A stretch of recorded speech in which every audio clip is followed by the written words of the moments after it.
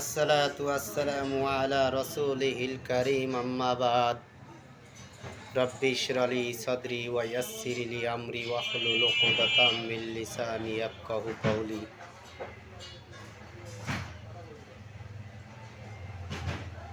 আল্লাহ রাব্বুল আলামিন আমাদেরকে চিন্তা ভাবনা করার শক্তি দিয়েছেন, সুন্দর চেহারা দিয়েছেন, হাত দিয়েছেন, পা দিয়েছেন।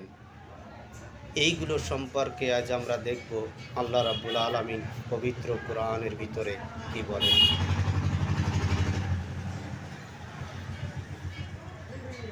আউযু বিল্লাহি মিনাশ শাইতানির রাজিম। বিসমিল্লাহির রহমানির রহিম। কোরআনে কারিমে আল্লাহ রাব্বুল আলামিন বলেন, এ দুনিয়ার মানুষ শুনে রেখো, আমি তোমার যে হাত দিয়েছি, আমি তোমার যে পা দিয়েছি, চক্ষু দিয়েছি, কান দিয়েছি, বিভিন্ন অঙ্গ প্রত্যঙ্গ দিয়েছি, এইগুলো একদিন সাক্ষ্য দেবে তোমার বিরুদ্ধে।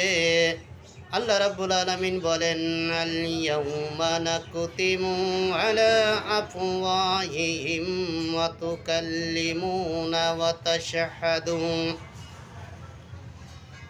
তাশহাদু আরজুলুহুম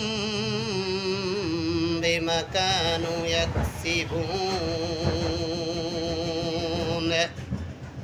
আল্লাহ রাব্বুল আলামিন বলেন,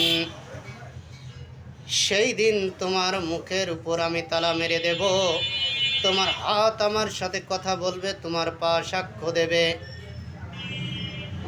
সেদিন তুমি ইচ্ছা করলেও কোনো কিছু বলতে পারবে না।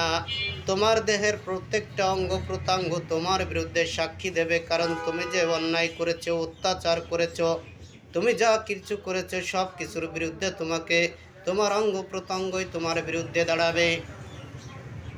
এই সংক্ষিপ্ত কথা বলে আমি আমার কথা এখানেই শেষ করছি। আখিরি দাওয়ানা আলহামদুলিল্লাহি রাব্বিল আলামিন। আসসালামু আলাইকুম ওয়া রাহমাতুল্লাহি ওয়া বারাকাতুহু।